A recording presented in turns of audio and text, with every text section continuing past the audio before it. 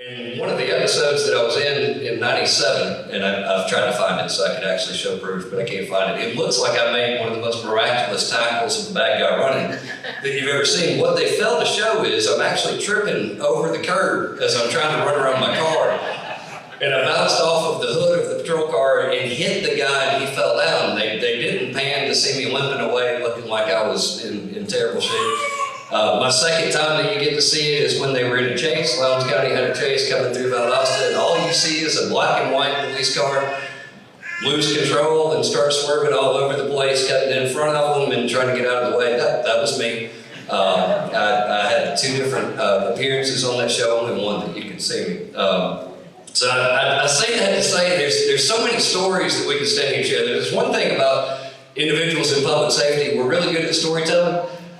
We've become the ones that like to tell things. The fun part is trying to determine which ones were actually true and which ones are being exaggerated, because some of us probably have some careers that their friends may believe have been phenomenal and they've really never got out of the car a single time. Others have had insane careers and we never get to hear about it. One of my first times I realized that I might have started a little bit too young. I graduated from college and started immediately with Valdosta Police Department. Got assigned to the most southern district of Valdosta, Georgia, for Martin Luther King Boulevard.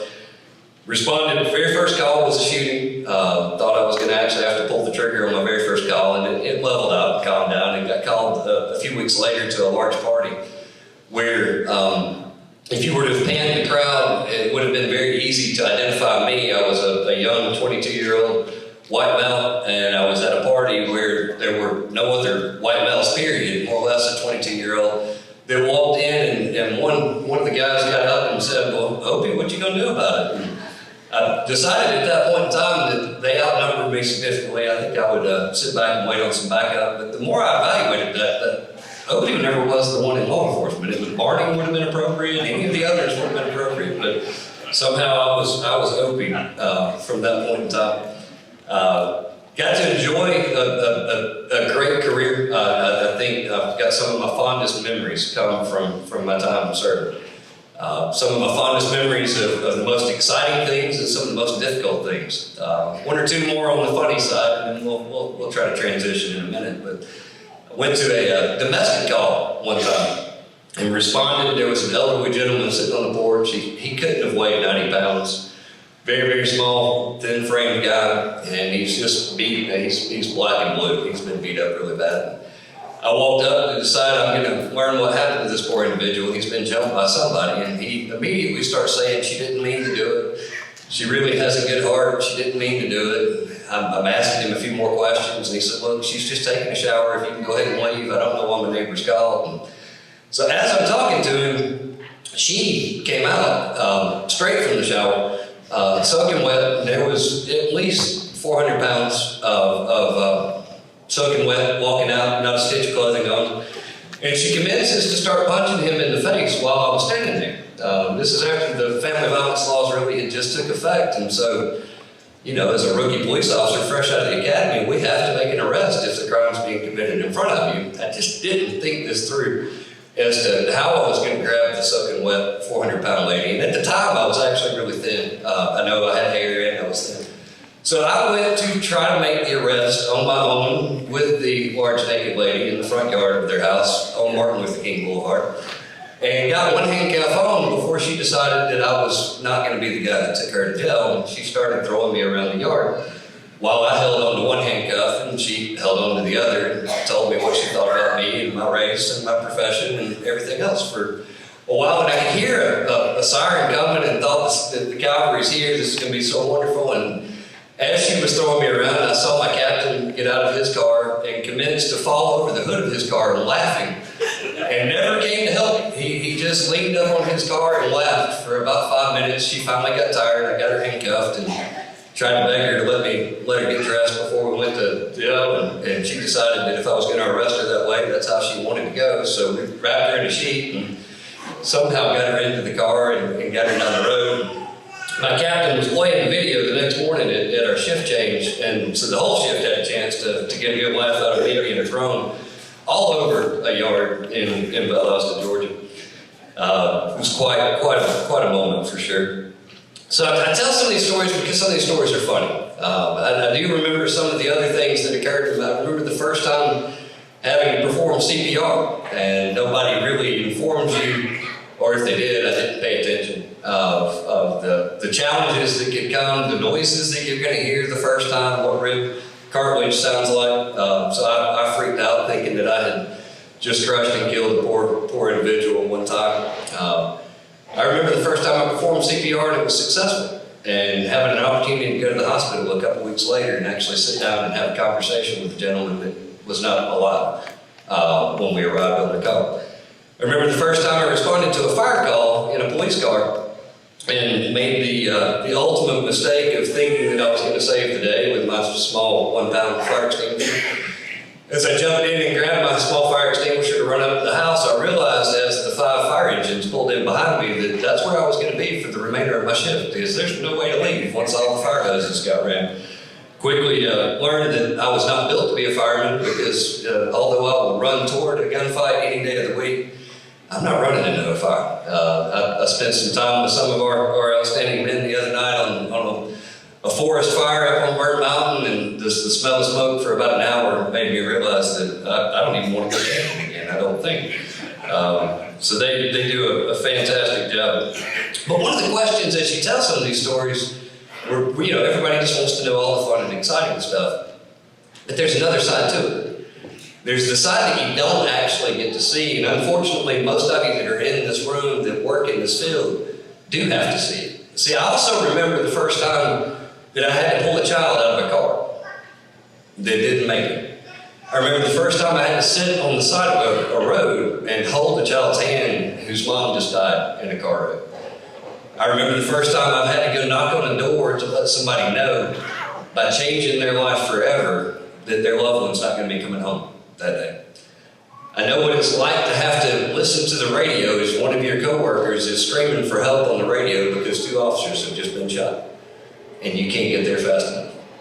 I know what it's like to go to the 911 center and talk to a dispatcher who's listened to somebody take their last breaths on the phone and there's nothing they can do. I know what it's like to walk into the home knowing that they've been trying to give them every chance in the world to get help and they continue to be a victim, and then one time it was too many. See, those are the things that I think that the public doesn't get to see that you have to see.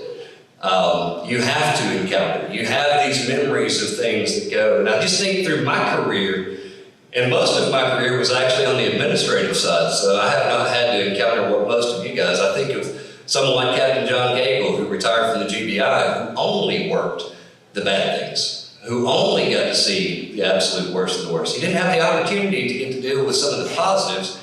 He dealt with just the really bad people. I've had to sit in an interview room. I've had to try to interview a child molester and act like I was his friend to try to get him to open up and talk to me. To the point I remember going out to throw up as I left the interview room because I had to pour that much into it. These are the kind of things that I think the general public never really knows what weight you carry. Whether it's on the fire side, whether it's running in an ambulance, or whether it's carrying a badge and gun and running to try to help others. It looks glorious, it looks fun, it looks easy to critique. All you gotta do is open Facebook and look, and they'll tell you everything that they want to tell you about the job that somebody does. But I also know what it's like to go home and not be able to tell my wife these stories, because I didn't want her to have to live through that world. I didn't want her to have to experience it. I know the feelings, I know the weight of that job. And I remember being asked several times in my career, why in the world would you do it? I remember when I started as a police officer, I had to be a security officer in the apartment complex I lived just to be able to pay the rent. That's how much we were paid. I think my first police job was $18,000 a year. And then my first job when I came to North Georgia was, I think, $28,000 a year. Now it's with 2 kids and a wife.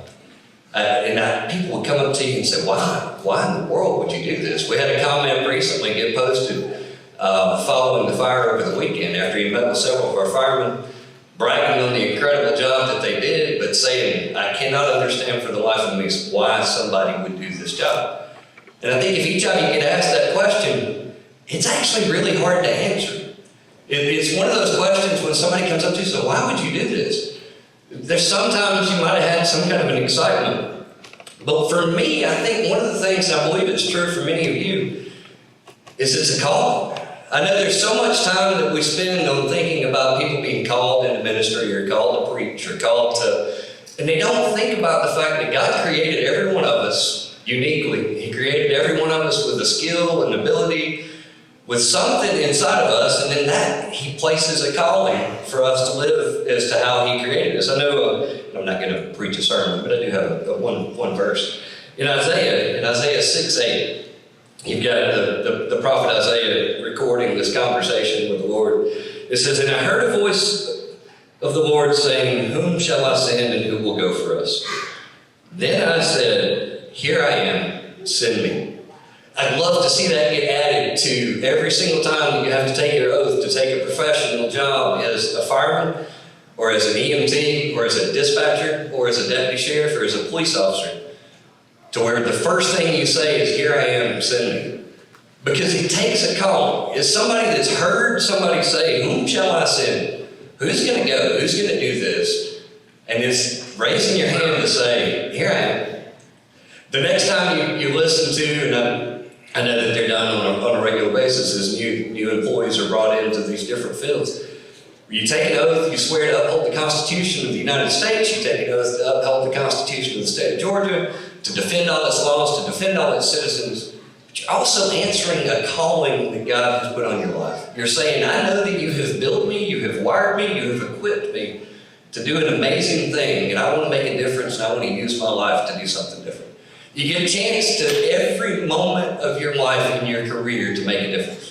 And I don't know if that, and I'm not trying to put that onto you as a heavy weight, but every single moment of your career, you have an opportunity to make an impact. It can be an impact for good, or it can be an impact for bad. The guy that wrote you a ticket when you were 17 years old probably isn't somebody that helped inspire you to want to become a law enforcement officer.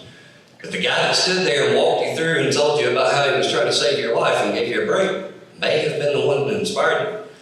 I had a chance not too long ago. I rode in patrol cars most of my life with blue lights, and people respond to people with blue lights a lot different. I know our representative talked about getting waved at, and he loves to wave at deputies. Well, in a car with blue lights, you get waved at a lot. It's just how many fingers are used sometimes may be different.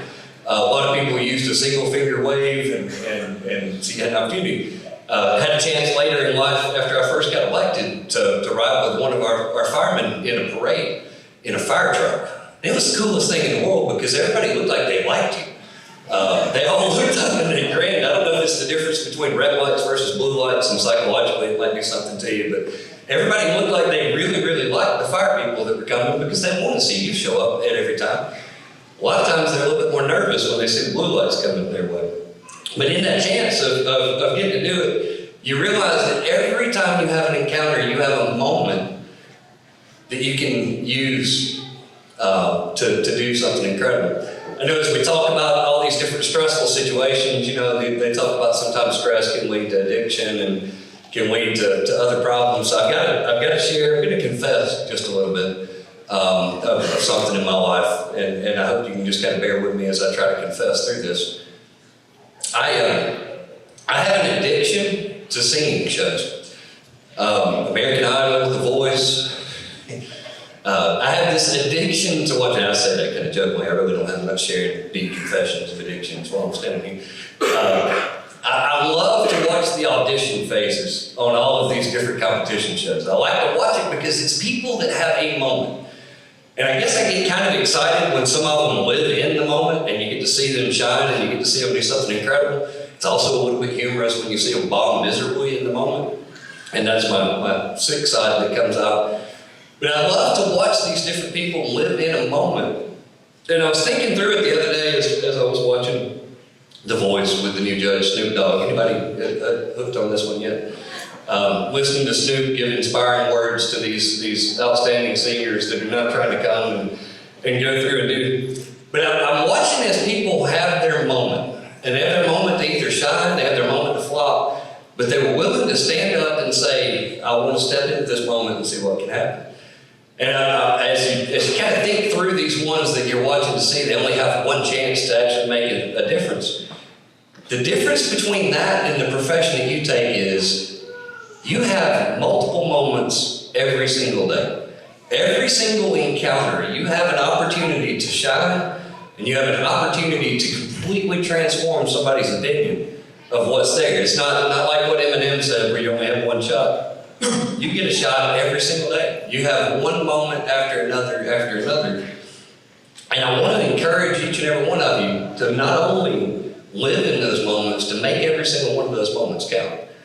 Look at those encounters that you're having with people. Those opportunities that you have to make those moments count, to make those moments something that stands. I've got one more passage of scripture that I want to close with here in just a second. And in that passage of scripture is out of Matthew. It's out of Matthew 5. It's a famous Sermon on the Mount. It's Jesus that's given one of his most famous sermons. This famous section within it on the Beatitudes. But in it, he says, "Blessed are the peacemakers, for they shall be called sons of God." Some translations, sons and daughters of God, children of God. Blessed are the peacemakers, for they shall be called the sons of God. See, even the good Lord looks and says, I have placed people in this world to keep peace. I've placed people in this world that are going to bring calm to chaos. Whether that's showing up with a fire hose to try to save somebody, whether that's showing up in an ambulance because somebody's down and needs help, whether it's somebody showing up with a badge and gun to try to take away somebody that's there to do violence against you. He says, blessed are the peacemakers, for they shall be the sons of God. I want to tell you, as a county commissioner for Pickens County, how thankful I am for each and every one of you. I pray for you every single day. I love every single one of you. I think you're what makes our community the community that it is. I think we have some of the most outstanding public safety individuals. I know from our dispatchers, just the insane life that they live, trapped in a basement, talking to people that they can't see, trying to get people to them that they can't control how fast they can get there, and trying to keep peace in that situation. I know from the guys that are running on the fire trucks, many of you paid, many of you that are just volunteers, that are willing to run and do all you can to battle a blaze, to respond to an accident, try to pull people out. Whether you're in a med unit that's going to do everything you can to keep somebody alive as you're trying to get them to the hospital, or whether you're carrying a badge and gun and you're willing to run in and try to rescue anyone from the most difficult of situations. You get to encounter people at their worst, and you get to make a difference while you're encountering them. You get to make a difference because you get a chance every single moment, every single encounter to live in a calling where you raised your hand early in your career and said, here I am, send me. I love you, and I thank you so much for all that you do, and thank you for having me here with you tonight. I appreciate you. Thank you, Kris. Giving us insight into what goes on in the world that you all have served so long in. And I appreciate it. I love that comment, blessed are the peacemakers. It's really neat. Gina? This is as fast as I can go. As fast as you can go, okay.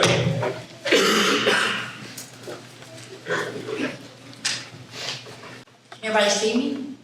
John, can you see me? I get a lot of grief for being short. I'm going to read the bios tonight. The main thing that I want or hope that you get out of being here tonight is that we thank you. I know it's just a meal, and I know that it's just getting everybody together for a short period of time.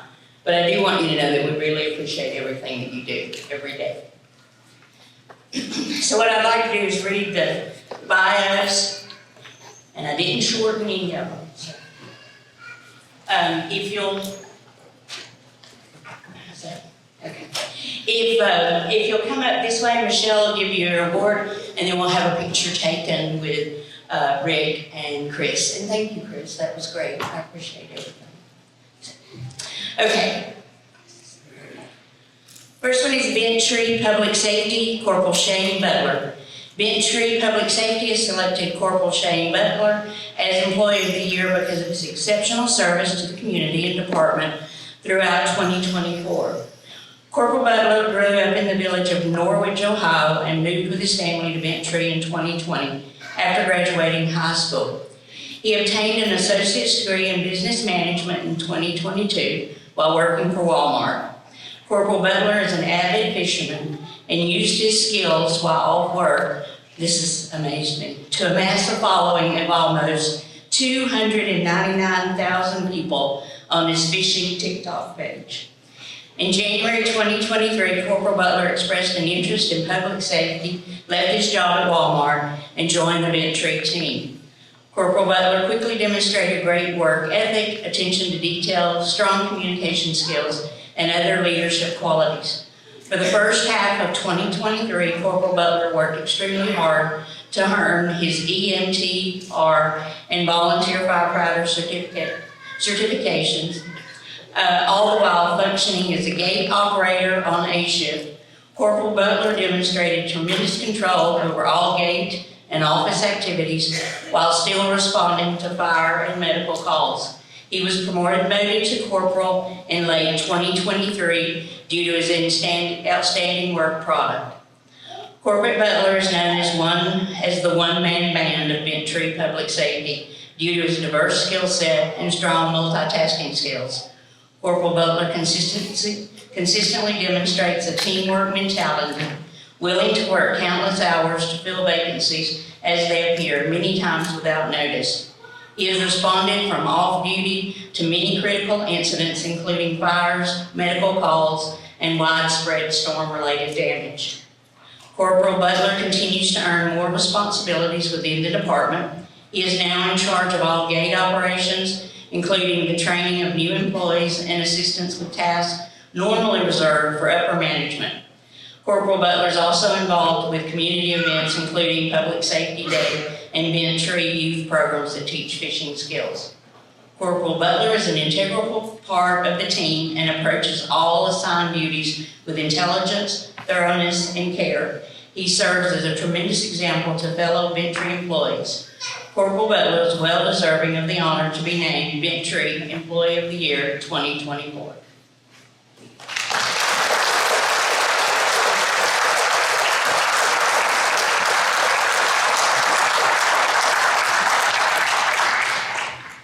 Bethany Salem Fire Department, Firefighter Chad Hendren. Chad Hendren, a dedicated firefighter with over a decade of service, has become a pillar of strength and leadership within the Bethany Salem Fire Department. Chad joined the Bethany Salem Fire Department in April of 2022, quickly establishing himself as a skilled and reliable firefighter. Over the years, he has responded to a wide range of emergencies, from structural fires to medical incidents. His ability to remain calm under pressure and think critically in chaotic situations has earned him the respect of his peers and superiors alike. One of Chad's most notable contributions was helping write a grant that resulted in BSFD being awarded over $24,000. He played a crucial role in identifying equipment needs and moving equipment from other apparatus that optimized equipment location. Chad also, on his own time, attended classes to become a certified fire instructor to apply for a position of training officer for our department. Beyond his firefighting duties, Chad is deeply involved in community outreach program. He regularly participates in community events to spread the news about our volunteer department, fire safety and prevention. Outside of volunteering, Chad is a devoted family man. He enjoys spending time with his wife, Michelle, and their children. Chad also prioritizes fitness and wellness, playing lacrosse for teams in Metro Atlanta. Chad Hendren embodies the spirit of a firefighter, courageous, selfless, and community-focused. His exceptional service, leadership, and dedication make him a deserving candidate for Firefighter of the Year, inspiring others to follow in his footsteps.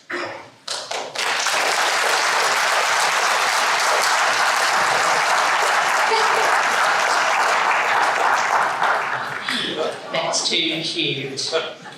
Where is he? He's in Houston, Texas, doing his day job. Oh, okay. Big Canoe Public Safety, Lieutenant Ethan Rhinehart. Ethan Rhinehart has been involved in public safety in Big Canoe for over 14 years. He served the Big Canoe community since 2010 as a firefighter and currently holds the rank of lieutenant for the Big Canoe Department of Public Safety. Ethan started his career with the Dawson County Fire Department before coming to be Canoe as a full-time career firefighter. Ethan brings many years of experience and dedication to the department. He oversees the maintenance of all apparatus and small equipment for the department and is a huge asset with his mechanical skills and ability. Lieutenant Ethan Rhinehart is a proven leader and worthy of this award, Big Canoe Public Safety Officer of the Year.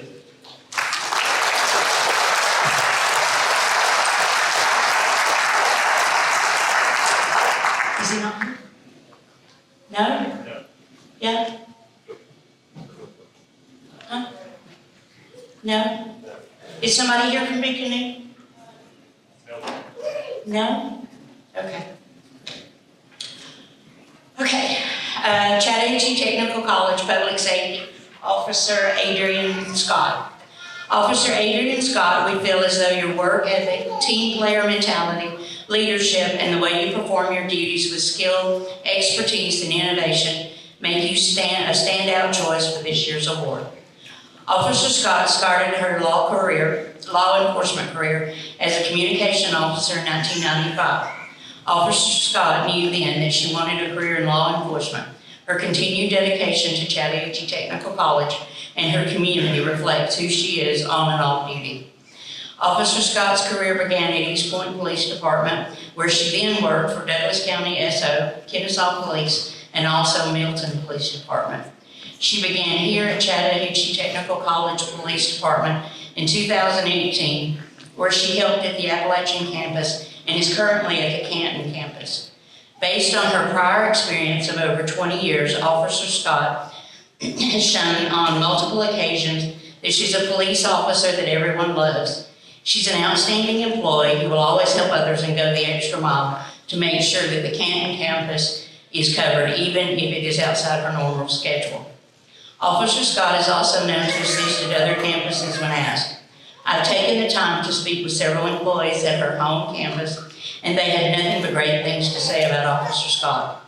While speaking to some of the employees and fellow officers, their face glowed when her name was mentioned. When asked about Officer Scott, I heard several times that she is family.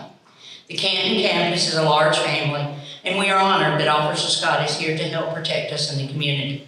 When she walks into the room, there's an automatic boost of morale due to her poise and her contagious way of handling each situation.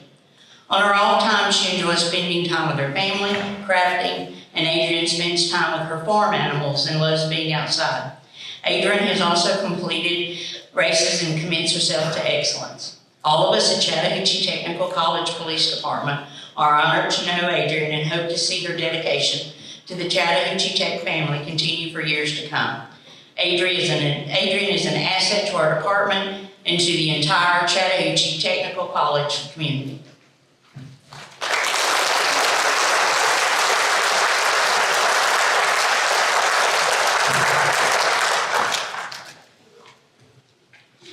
City of Jasper Fire Department. The Jasper Fire Department would like to nominate Firefighter Advanced AEMT Thomas Jenkins for the Public Safety Employee of the Year Award. Firefighter AEMT Thomas Jenkins came to Jasper Fire Department from DeKalb County Fire, where he earned his firefighter certification and advanced EMT licensure. Firefighter AEMT Jenkins always has a positive attitude no matter what the circumstances are. His positive attitude and outlook improve the morale of his shift and his department. He is always a constant professional regardless of whether he is at an incident scene at 3 in the morning or a non-emergency public relations event in the middle of the day. His consistency and performance is an asset to the City of Jasper and the Jasper Fire Department on a daily basis. Firefighter AEMT Jenkins lives in Pickens County with his wife and children. He is active in our community as a youth baseball coach.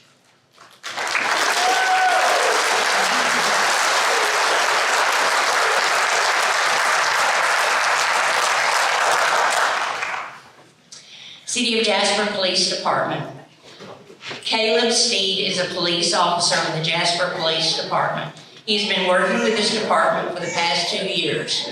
Working alongside his peers, Caleb has become a great asset to our family as well as the residents of Jasper. He strives to accomplish our mission for community policing. Caleb is an influential force in the workplace, using his positive attitude and energy to stimulate others to work harder and succeed in furthering their career and education. We choose Officer Steed as our selection for Officer of the Year 2024. He has been dispatched to 1,016 calls, over 100 written reports, 25 crash reports, 338 traffic stops, 175 citations, and numerous arrests. He continuously strives to be a peak performer. Caleb is inspired by his wife, children, and family. We are proud to nominate Officer Caleb Steed for Officer of the Year.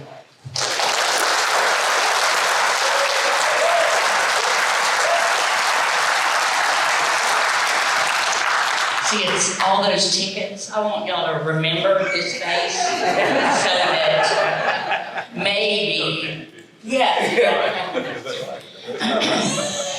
Pickens County 911. Congratulations to Mason Roberson for being named 2024 Pickens County 911 Communications Officer of the Year. Mason's rapid adaptation to the center and contributions to improving processes demonstrate outstanding dedication and leadership. With an impressive 19% of all calls for service in the third quarter, Mason not only excelled in personal performance, but also maintained a clean record with no infractions and minimal call-outs. This recognition highlights Mason's commitment to excellence in public service. Well done. Mason Roberson, 2024 County 911 Communications Officer of the Year.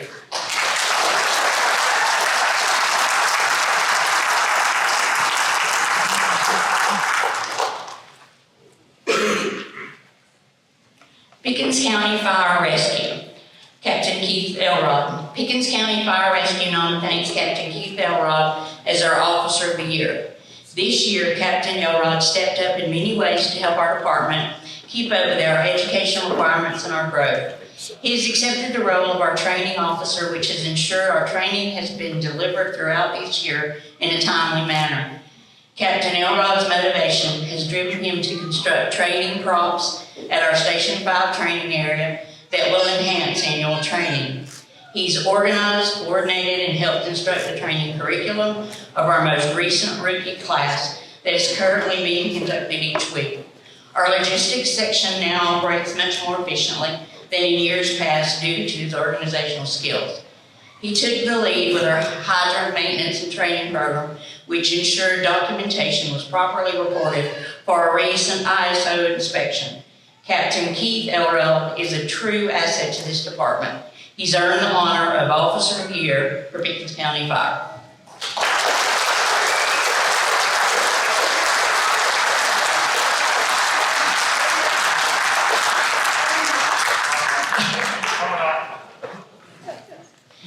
Pickens County Sheriff's Office, Captain John Cagle. The Pickens Sheriff's Office would like to honor Captain John Cagle as the 2024 Officer of the Year. Captain Cagle is an invaluable asset to the Sheriff's Office as the commander of the Criminal Investigations Division, but more importantly, he's a teacher and a mentor to all employees, old and new. He joined the Pickens Sheriff's Office team in 2020, bringing with him 40-plus years of distinguished service to the law enforcement community and a vast knowledge in the area of investigation of major crimes. Captain Cagle began his career with the Georgia Bureau of Investigations and retired as a special agent in charge after 30 years. He then worked with the Dawson County Sheriff's Office for 6 years, attaining the rank of undersheriff. Captain Cagle also taught criminal justice courses at the University of North Georgia and authored 2 books. Captain Cagle has been an integral member of the Pickens Sheriff's Office, and we appreciate all of his hard work and dedication to the agency and to this community. Captain John Cagle, 2024 Officer of the Year.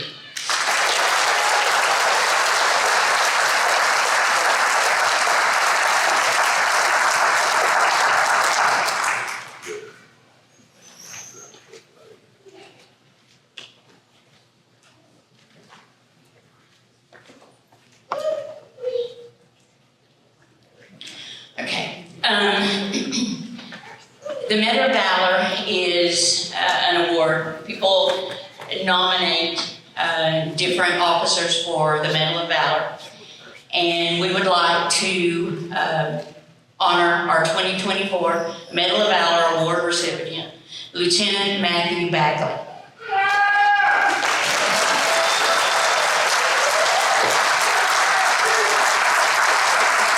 On August 19, 2024, Jasper Fire Department was dispatched to an unresponsive patient in the bottom of an underground vault. Lieutenant Matthew Bagley was the shift supervisor and responded with Engine 1 and Rescue 1 to the incident location. Upon arrival, they found that the patient was unresponsive at the bottom of the vault. Lieutenant Bagley and his crew quickly assessed the scene and determined that there was a high level of an unknown combustible gas in the vault.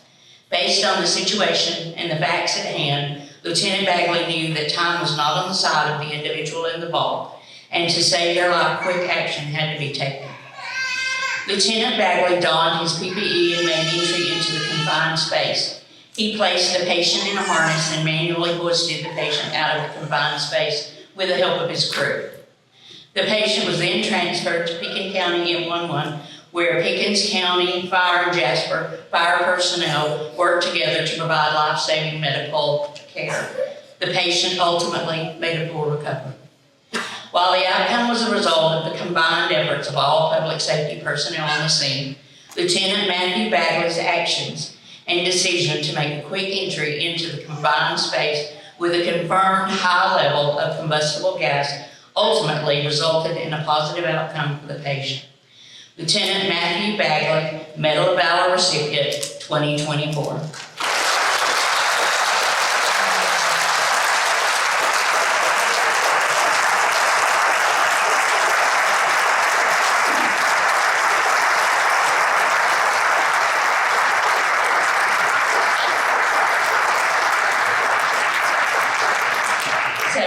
Lieutenant Bagley, you will notice this is not where he works. That's not where he works. But that will be corrected. But you got to hold it up front for the picture. Yeah, right.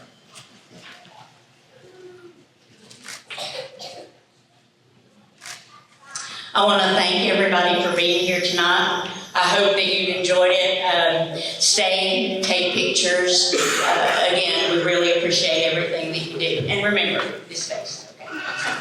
All right, thank you very much.